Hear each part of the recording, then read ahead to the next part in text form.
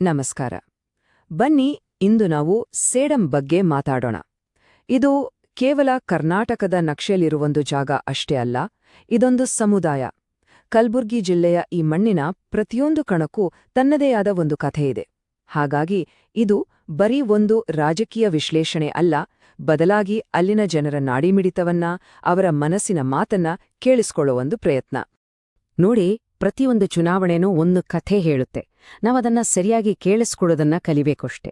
2023ರಲ್ಲಿ ಸೇಡಂನ ಮತದಾರರು ಒಂದು ಬಹಳ ಸ್ಪಷ್ಟವಾದ, ದೃಢವಾದ ಸಂದೇಶ ಕೊಟ್ಟಿದ್ದಾರೆ. ಹಾಗಾದ್ರೆ ಏನದು ಸಂದೇಶ? ಆ ತೀರ್ಪಿನ ಹಿಂದೆ ಇರೋ ಅಸಲಿ ಕಾರಣಗಳೇನು? ಬನ್ನಿ ಅದನ್ನ ಅರ್ಥ ಮಾಡ್ಕೊಳ್ಳೋಣ. ಹೌದು, ಕ್ಷೇತ್ರದ ಧ್ವನಿ, ಸೇಡಂ ಜನಾದೇಶದ ಒಂದು ವಿಶ್ಲೇಷಣೆ. ಈ ದೊಡ್ಡ ಚುನಾವಣಾ ಬದಲಾವಣೆಯನ್ನ ನಾವು ಆಳವಾಗಿ ಒಳಹೊಕ್ಕು ನೋಡೋಣ.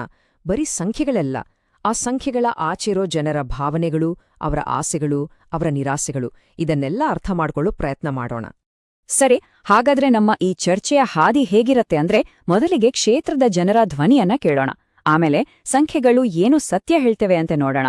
ಅದಾದ್ಮೇಲೆ ಈ ಬದಲಾವಣೆಯ ಹಿಂದಿನ ಅಸಲಿ ಕಾರಣಗಳನ್ನ ಹುಡುಕೆ ಆ ಜನಾದೇಶದ ಸ್ವರೂಪವನ್ನ ಅರ್ಥ ಮಾಡ್ಕೊಳ್ಳೋಣ. ಕೊನೆಗೆ ನಂಬಿಕೆಯನ್ನ ಮತ್ತೆ ಹೇಗೆ ಕಟ್ಟಬಹುದು ಅನ್ನೋದಕ್ಕೆ ಒಂದು ನೀಲನಕ್ಷೆಯನ್ನ ನೋಡಿ, ಆಡಳಿತ ಅನ್ನೋದು ಹೇಗೆ ಒಂದು ಭರವಸೆಯಾಗಬೇಕು ಅನ್ನೋದ್ರ ಬಗ್ಗೆ ಮಾತಾಡೋಣ. ಮೊದಲ ಭಾಗ, ಕ್ಷೇತ್ರದ ಧ್ವನಿ. ನೋಡಿ, ಯಾವುದೇ ಚುನಾವಣಾ ಫಲಿತಾಂಶವನ್ನ ಅರ್ಥ ಮಾಡ್ಕೊಳ್ಬೇಕು ಅಂದ್ರೆ ಮೊದಲು ನಾವು ಆ ಕ್ಷೇತ್ರದ ಸಾಮಾಜಿಕ, ಆರ್ಥಿಕ ಪರಿಸ್ಥಿತಿ ಏನು, ಅಲ್ಲಿನ ನಿಜವಾದ ವಾಸ್ತವ ಏನು ಅನ್ನೋದೆಲ್ಲ ತಿಳ್ಕೋಬೇಕಾಗುತ್ತೆ. ಅದು ಬಹಳ ಮುಖ್ಯ. ಇಲ್ಲಿ ನೋಡ್ಬಹುದು ಸೇಡಂ ಕ್ಷೇತ್ರದ ಒಂದು ಸ್ಥೂಲ ಚಿತ್ರಣ. ಇದು ಕಲ್ಬುರ್ಗಿ ಜಿಲ್ಲೆಯ ಒಂದು ಕೃಷಿ ಪ್ರಧಾನ ಕ್ಷೇತ್ರ. ಅಂದ್ರೆ ಸುಮಾರು 79% ಜನ ಇರೋದು ಹಳ್ಳಿಗಳಲ್ಲಿ. ಇನ್ನು ಸಾಮಾಜಿಕವಾಗಿ ನೋಡಿದ್ರೆ ಹಿಂದೂ ಮತ್ತು ಮುಸ್ಲಿಂ ಸಮುದಾಯಗಳು ಪ್ರಮುಖವಾಗಿವೆ. ಜೊತೆಗೆ ಪರಿಶಿಷ್ಟ ಜಾತಿಯ ಜನಸಂಖ್ಯೆನೂ ಗಮನಾರ್ಹ ಪ್ರಮಾಣದಲ್ಲಿದೆ. ಬಹಳ ಮುಖ್ಯವಾದ ಅಂಶ ಅಂದ್ರೆ ಇಲ್ಲಿನ ಆರ್ಥಿಕತೆ ಬಹುತೇಕವಾಗಿ ಮಳೆ ಆಧಾರಿತ ಕೃಷಿಯ ಮೇಲೆ ನಿಂತಿದೆ. ಅಂದ್ರೆ ಅರ್ಥ ಮಾಡ್ಕೊಳ್ಳಿ, ಮಳೆರಾಯ ಕೈ ಹಿಡಿದ್ರೆ ಬದುಕು ಚೆನ್ನ, ಇಲ್ಲ ಅಂದ್ರೆ ಸಂಕಷ್ಟ ತಪ್ಪಿದ್ದಲ್ಲ. ಸರಿ, ಈಗ ನಮ್ಮ ಈ ಇಡೀ ವಿಶ್ಲೇಷಣೆಯ ಕೇಂದ್ರ ಪ್ರಶ್ನೆಗೆ ಬರೋಣ.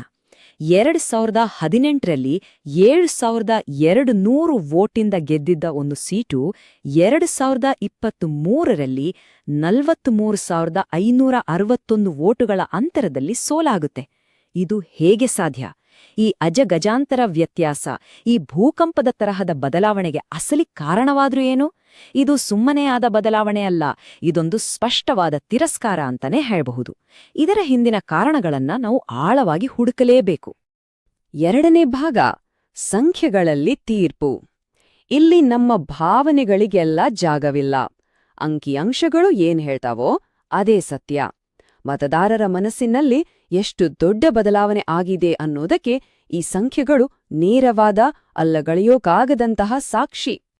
ಬನ್ನಿ ಈ ಸಂಖ್ಯೆಗಳನ್ನ ನೇರವಾಗಿ ನೋಡೋಣ. 2018ರಲ್ಲಿ ಏನಾಗಿತ್ತು? ಬಿಜೆಪಿ 50%ಗಿಂತ ಹೆಚ್ಚು ವೋಟ್ ಶೇರ್ ತಗೊಂಡು 7200 ವೋಟುಗಳ ಅಂತರದಿಂದ ಗೆದ್ದಿತ್ತು. ಆದ್ರೆ 2023ಕ್ಕೆ ಬರ್ತಿದ್ದಾಗೆ ಚಿತ್ರಣವೇ ಪೂರ್ತಿ ತಲೆ ಕೆಳಗಾಯಿತು. ಬಿಜೆಪಿಯ ವೋಟ್ ಶೇರ್ ನೋಡಿ, ಸೀದಾ 28%ಗೆ ಇಳಿತು. ಅದೇ ಕಾಂಗ್ರೆಸ್ನದ್ದು 53%ಗೆ ಏರಿತು. ಗೆಲುವಿನ ಅಂತಲ 43,561 ವೋಟುಗಳು. ಆದ್ರೆ ಈ ಸಾರಿ ಕಾಂಗ್ರೆಸ್ ಪರವಾಗಿ. ಈ ವೋಟ್ ಶೇರ್ ಸ್ವಿಂಗ್ ನೋಡಿದ್ರೆ ಕಥೆ ಇನ್ನೂ ಕ್ಲಿಯರ್ ಆಗುತ್ತೆ.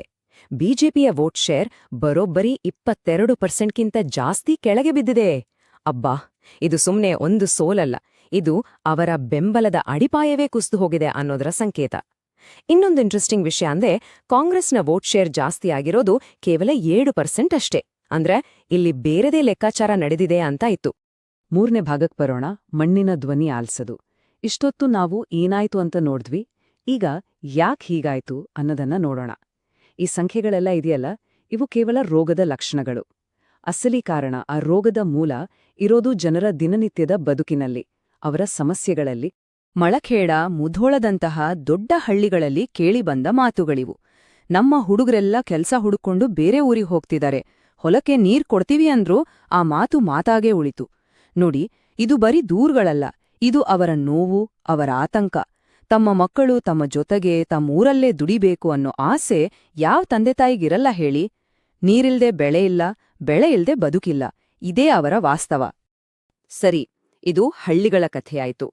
ಹಾಗಾದ್ರೆ ಸೇಡಂ ಟೌನ್ನಂತಹ ನಗರ ಪ್ರದೇಶಗಳಲ್ಲಿ ಪರಿಸ್ಥಿತಿ ಹೇಗಿತ್ತು? ಅಲ್ಲೂ ಕಥೆ ಬೇರೆ ಏನಿಲ್ಲ. ಸರಿಯಾಗಿ ನೀರ್ ಬರಲ್ಲ, ಕರೆಂಟ್ ಯಾವಾಗಿರುತ್ತೆ ಯಾವಾಗ ಹೋಗುತ್ತೆ ಗೊತ್ತಾಗಲ್ಲ, ಊರೆಲ್ಲ ಸ್ವಚ್ಛತೆ ಇಲ್ಲ. ಇದು ಅವರ ದಿನನಿತ್ಯದ ಗೋಳು. ಅಂದ್ರೆ ಈ ಅಸಮಾಧಾನ ಅನ್ನೋದು ಹಳ್ಳಿ ಪಟ್ಟಣ ಅಂತ ನೋಡ್ದೆ ಇಡೀ ಕ್ಷೇತ್ರದಾದ್ಯಂತ ಹರಡಿತ್ತು ಅನ್ನೋದು ಇದರಿಂದ ಸ್ಪಷ್ಟವಾಗುತ್ತೆ. ಹಾಗಾದ್ರೆ ಈ ತೀರ್ಪಿನ ಹಿಂದಿನ 3 ಮುಖ್ಯ ಕಾರಣಗಳನ್ನ ಒಟ್ಟಾಗಿ ನೋಡೋದಾದ್ರೆ, 1. ಕಲ್ಯಾಣ ಯೋಜನೆಗಳ ಬಗ್ಗೆ ಇದ್ದ ನಿರಾಸಕ್ತಿ. ಯೋಜನೆಗಳು ಬರ್ತಿವೆ ಆದ್ರೆ ತಡವಾಗಿ ಬರ್ತಿವೆ ಅಥವಾ ಅರ್ಹರಿಗೆ ಸಿಗ್ತಿಲ್ಲ ಅನ್ನೋ ಭಾವನೆ. 2. ಅಭಿವೃದ್ಧಿಯಲ್ಲಿನ ಕೊರತೆ. ಸರಿಯಾದ ರಸ್ತೆ ಇಲ್ಲ, ಕರೆಂಟ್ ಇಲ್ಲ, ಈ ಥರದ ಮೂಲಭೂತ ಸೌಕರ್ಯಗಳೇ ಇಲ್ಲ. 3ನೇದು ಮತ್ತು ಬಹುಶಃ ಅತಿ ದೊಡ್ಡದು, ಉದ್ಯೋಗದ ಸಮಸ್ಯೆ.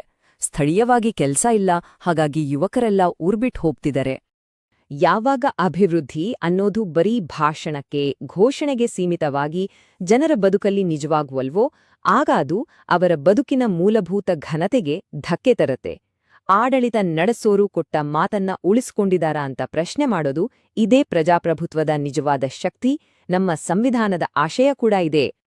4ನೇ ಭಾಗ, ಜನಾದೇಶದ ಒಂದು ಒಳನೋಟ. ಸರಿ, ಜನರ ಸಮಸ್ಯೆಗಳನ್ನ ನೋಡಿದ್ವಿ. ಈಗ ರಾಜಕೀಯ ವ್ಯವಸ್ಥೆಯ ಕಡೆಗೆ ಗಮನ ಕೊಡೋಣ. ಆಡಳಿತದಲ್ಲಿದ್ದವರ ಸಿಸ್ಟಮ್ ಜನರ ಈ ಸಮಸ್ಯೆಗಳನ್ನ ಬಗೆಹರಿಸೋಕೆ ಯಾಕೆ ಫೇಲ್ ಆಯ್ತು? ಇಲ್ಲೊಂದು ವಿಚಿತ್ರವಾದ ಆದ್ರೆ ಬಹಳ ಮುಖ್ಯವಾದ ವಿಚಾರವನ್ನ ನಾವು ಗಮನಿಸಬೇಕು. ಒಂದ್ ಕಡೆ ಕ್ಯಾಂಪೇನ್ಗೆ ದುಡ್ಡಿನ ಕೊರತೆ ಇರಲಿಲ್ಲ, ದೊಡ್ಡ ದೊಡ್ಡ ನಾಯಕರ ಬೆಂಬಲ ಇತ್ತು, ಪಕ್ಷದ ಹೆಸರು ಬಲವಾಗಿತ್ತು. ಆದ್ರೆ ಇನ್ನೊಂದು ಕಡೆ ಮತದಾರರಿಗೆ ಅಭ್ಯರ್ಥಿಯ ಮೇಲೆ ಒಂದ್ ರೀತಿ ಬೇಸರ ಬಂದಿತ್ತು.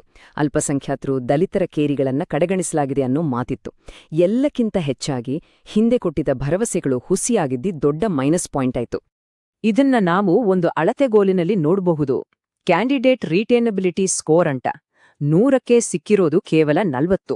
ಈ ನಂಬರ್ ಇದೆಯಲ್ಲ, ಇದು ಆಡಳಿತ ವಿರೋಧಿ ಅಲೆ ಎಷ್ಟೊಂದು ತೀವ್ರವಾಗಿತ್ತು, ನಂಬಿಕೆ ಎಷ್ಟೊಂದು ಕಡಿಮೆಯಾಗಿತ್ತು ಅನ್ನೋದನ್ನ ಡೇಟಾ ಸಮೇತ ತೋರಿಸುತ್ತೆ. ಇದು ಯಾರೋ ಹೇಳಿದ ಅಭಿಪ್ರಾಯ ಅಲ್ಲ, ಇದು ವಾಸ್ತವ.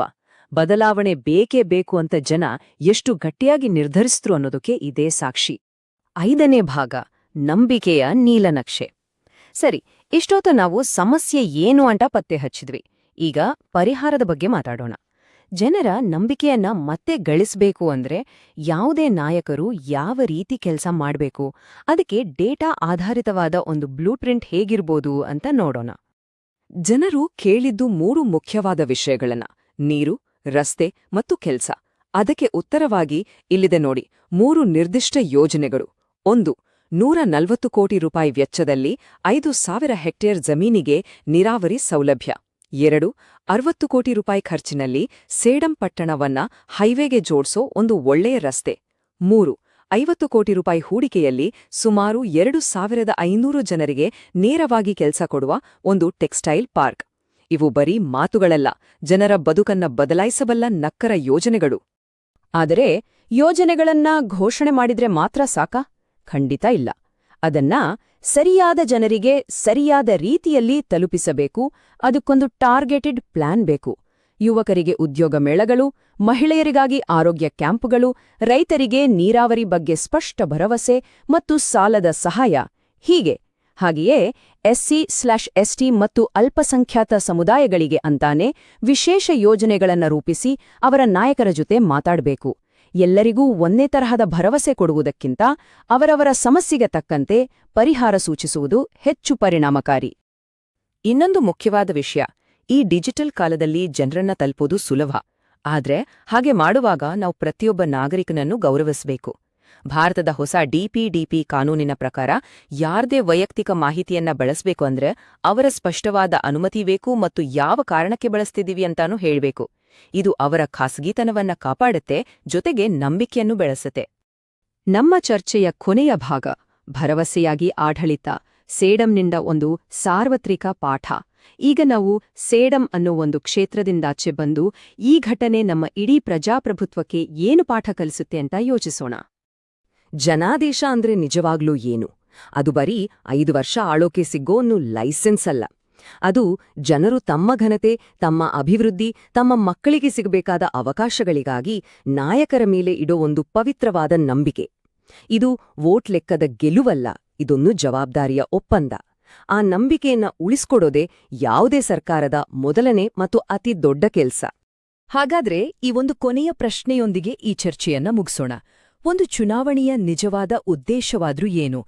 ಕೇವಲ ಅಧಿಕಾರ ಹಿಡಿಯೋದಾ? ಅಥವಾ ಜನರ ಸೇವೆ ಮಾಡಿ ಅವರ ಬದುಕನ್ನ ಹಸನುಗೊಳಿಸೋ ಜವಾಬ್ದಾರಿಯನ್ನ ಗಳಿಸ್ಕೊಳ್ಳೋದಾ? ಬಹುಶಃ ಸೇಡಂನ ಜನ ಕೊಟ್ಟ ತೀರ್ಪು ಈ ಪ್ರಶ್ನೆಗೆ ಬಹಳ ಸ್ಪಷ್ಟವಾದ ಉತ್ತರ ಕೊಟ್ಟಿದೆ ಅನ್ಸುತ್ತೆ.